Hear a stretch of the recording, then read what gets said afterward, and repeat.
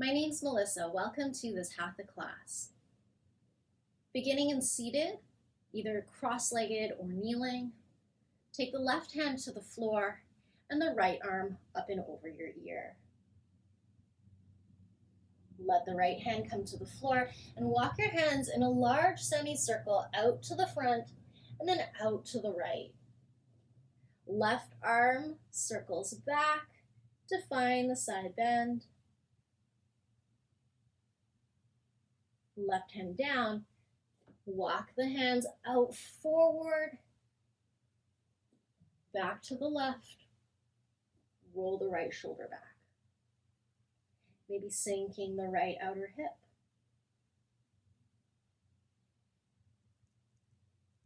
Right hand comes down, last time, arcing out to the right, left hand over ear.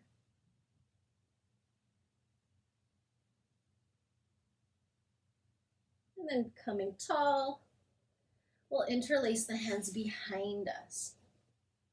So with the hands interlaced, shoulders roll back, elbow tips come together, and then arms work towards straight behind you. This might be enough.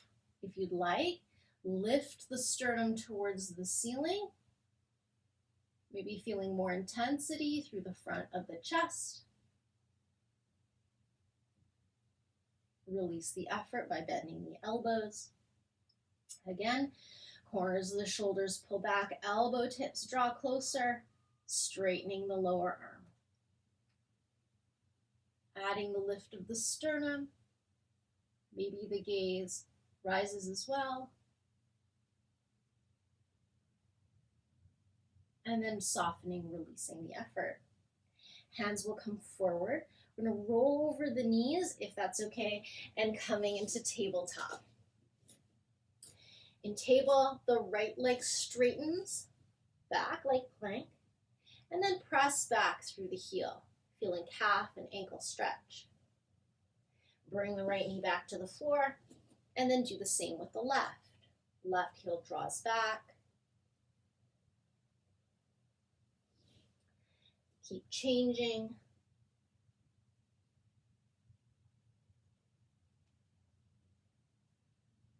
Taking a moment right at the back of that pose to feel what's happening. Here on our last set, right leg goes back. Again, pull back through the heel. And then see if you can lift the heel, pushing through the ball of the foot.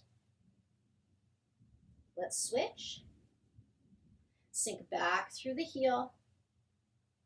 And then press through the ball of the foot, feeling the underneath of the foot. Knees back in table, right leg stretches out to the right, foot in line with the knee, and then hips going back. So similar to a child's pose, only going as far as you feel you can manage. Back to the table, and press back.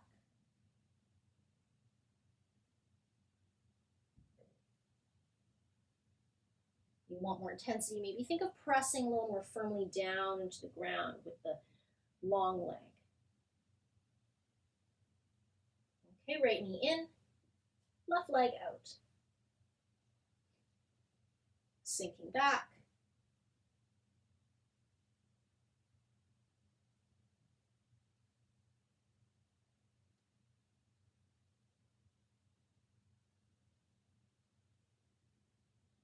Last one.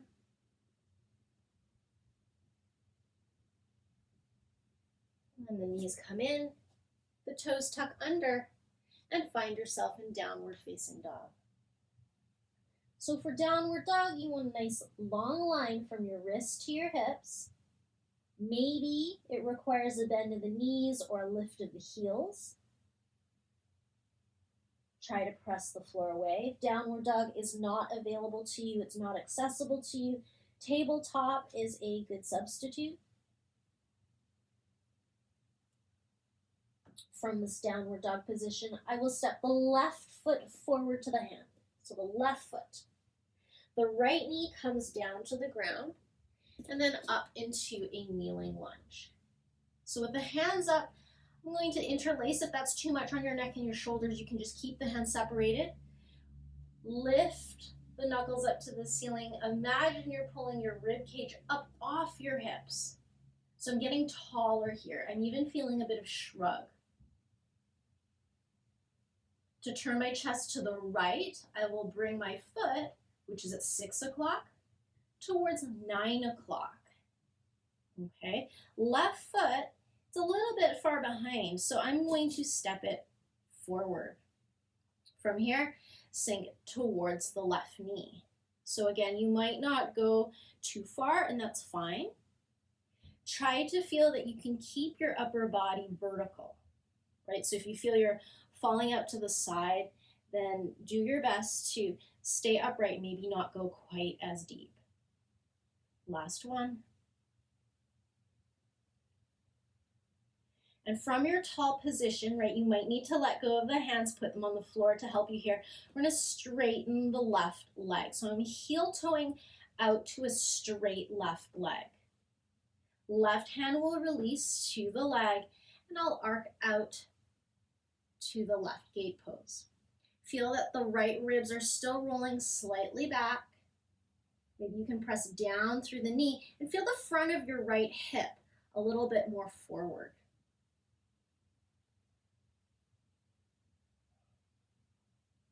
Good. As you inhale up, you're going to turn to face the back of your mat and go into downward facing dog. So downward dog to the back of your mat.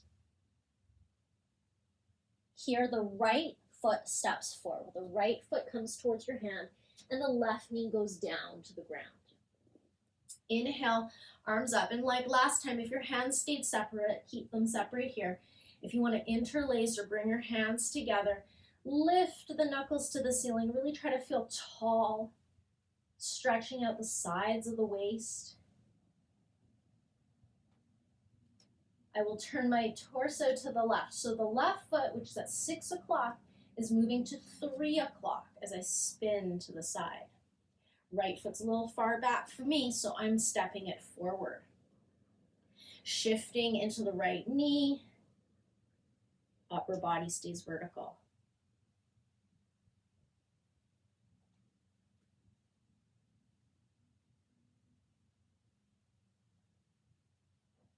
One more.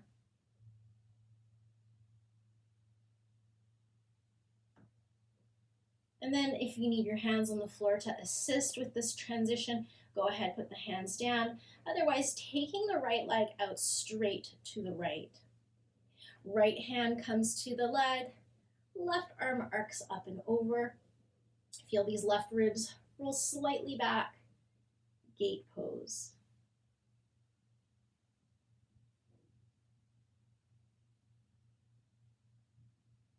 As you come up to tall, hands are reaching to the front of your mat and go into downward dog. Right, could be table as well. Walk the feet to the hands. Lift your chest up and exhale, release. Go ahead and stand up. You could roll up, you could hinge up. And standing at the front of your mat will come to balance. Weight goes down the left leg. Tree pose, so foot can stay at the ankle, foot can come to the calf, foot can come all the way up to the inner thigh, and hands either at the hips, at the chest. Again, if you'd like to take hands up to the ceiling, a little shrug of the shoulders to really pull up through the upper body. Right, like those lunges before. If you want your hands apart, maybe that gives you more room for your shoulders and neck, you can do that as well. So option here, you could stay upright. This is pretty challenging to balance. If you want, little side bend to the right. And it really just takes a little side bend to feel a lot of challenge.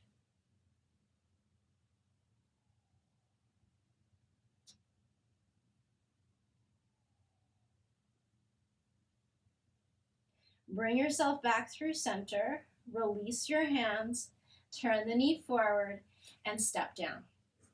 We'll set the other side. So left foot Same position as before, at the ankle, the calf, or the upper inner thigh. Hands again at the chest, at the hips, or maybe up and over your head. Encourage some lift and length. Take a moment in the tall position to find your balance and stability through the right leg. If you added the side bend, we're going left.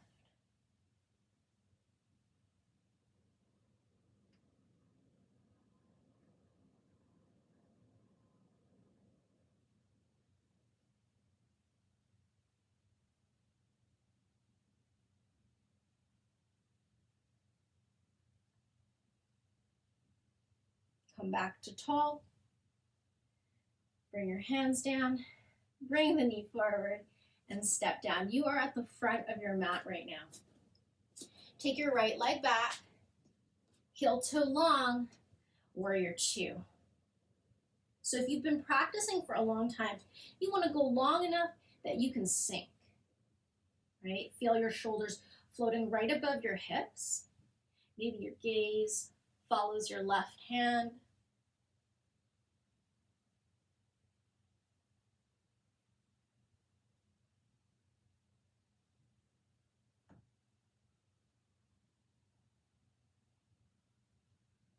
Keeping the legs, inhale the arms up. Again, you could stay apart or interlace. Lift and lengthen and then arc back. And as you do, bend your front knee even more. Notice how that feels.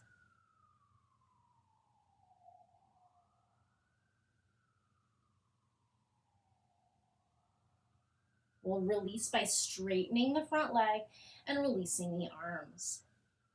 We'll turn the feet to face the back of the mat, that same warrior two. So your spacing is probably the same. You're just bending the right knee, arms are wide, gaze over the right hand. Right, and check in. Are you shifting the shoulders forward? Can you keep them up over your hips? Do you feel strong through the legs? Can you engage more through your left foot?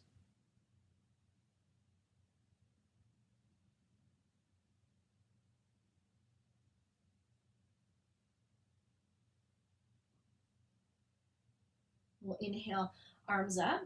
Right, again, your variation through the arm position. And then arc back. So towards the left, right knee bends just a tiny bit more. So reverse warrior.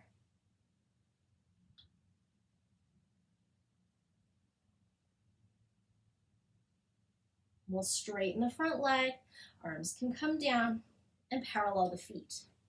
So the toes are now pointing to the long edge of your mat. Inhale and exhale, hinge, hands on the floor. We'll walk the hands towards the left, so towards the front of your mat, keeping the feet turned to the long edge of the mat. So I'm not turning the feet, I'm just turning the torso. You can pull the outer right hip back for more intensity. This might be where you stay. Again, your hands are just going any amount to the left foot. Your hands might not even be close to your foot, and that's all right. If your hands are towards your foot and you're feeling good, legs are straight, you want to add more, bend the right knee. So not the left knee, just the right knee. Feel additional tension through the right side body, left inner thigh.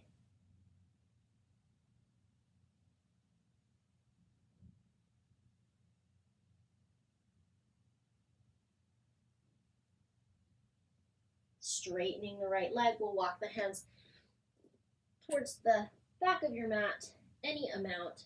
Pull the outer left hip back so it's not coming with you as you arc to your right foot.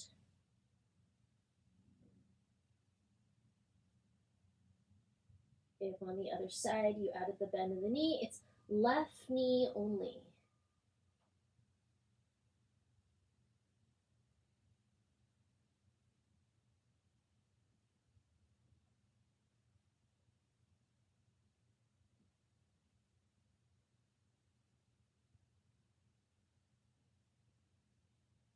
Go ahead, straighten the leg. Walk your hands now through center, so you're just centered, and we'll fold once. So coming down, I like to walk my hands back slightly. Head relaxes towards the ground, and I'll continue to walk the hands back so that my elbows can be above the wrist.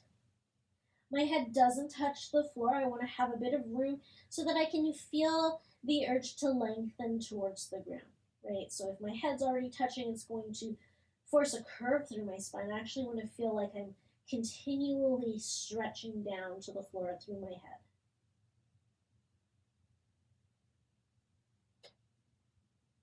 You might experiment with weight going a little forward through the toes. And then go ahead, lift the face. We'll walk the hands to the front of the mat. Pivot with the feet so that you're facing the front of the mat. And we'll step together to the front. From here, we're sitting down, so you can just come down to sit. Use your hands and straighten the legs. So you're sitting, preparing for a forward fold with legs together. You can have a bend in the knees. You could be sitting on a block.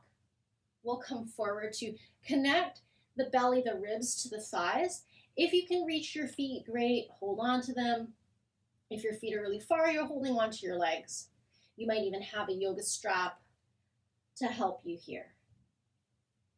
Now, when I find connection of torso to legs, I might straighten the legs if I can maintain that connection between the body and the legs. I'll feel the top of my head lengthening forward. Shoulders were up for a large portion of the class, so see if you can feel them sliding down the back towards the waist here. And then go ahead, release. We're going to roll down onto the back. So as the legs are reaching forward, you'll tuck the tail, slowly rolling back. The slower you go, the more work you're asking of your abdominals, your legs. And as you come down, bring your feet onto the floor. So as you walk your heels back, have them hip width apart. Some of us might be able to graze the heel. If you can't graze the heel, it's not a big deal. Have your feet a little more forward, right? I can graze my heel, but I still prefer to have a bit of space. Bring the feet a touch forward. Arms are straight down by your sides. Press into your feet. Reach your knees forward. Come into bridge. So for bridge position, I feel the whole length of my arm from my shoulder to the pads of my fingers, pushing down into the floor. Imagine stepping into my feet, right? So not just the heel, toes included. And then to come down, we'll ripple down the spine. If you want more space, you need a little bit more room, you can lift the heels and come down, one vertebra at a time. Taking a breath in and out to reset. We'll go one more time. So again, pressing through the arms and feet. The knees are reaching forward. So you can imagine your knees reaching forward and your heels pulling up towards your head. You can imagine that cycle of energy, right? Forward through the front body, up through the back body.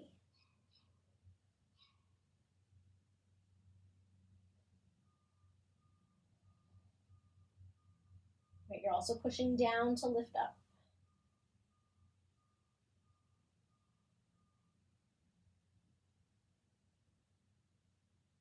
Lifting the heels to release, ripple down one vertebra at a time. And when you get to the bottom, just take a moment. I like to widen the feet, let the knees knock together, and just have the spine relax completely in neutral on the floor.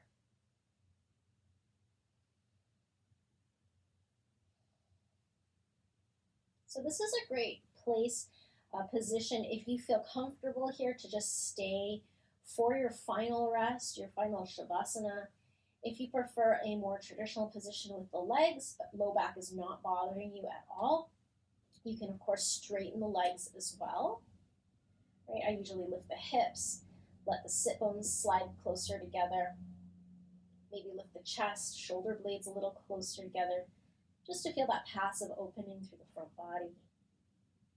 Relax your face, your throat, your chest, and start to let everything just melt down into the floor.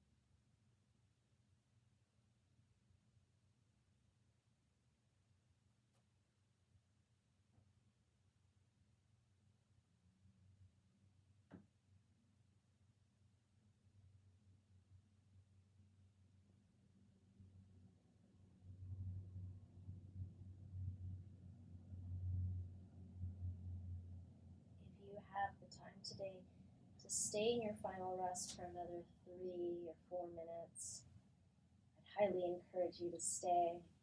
But if you need to move on with your day, start to bring awareness back to your hands and your feet. Stretch your arms up above your head. Bring your legs together to lengthen. Knees can come up towards the chest as you roll to the side. In your own time, making your way up to a comfortable seated position. Thank you so much for sharing your day with me. Thank you for your energy, for practicing yoga, and especially for all of your efforts. Have a wonderful rest of your day.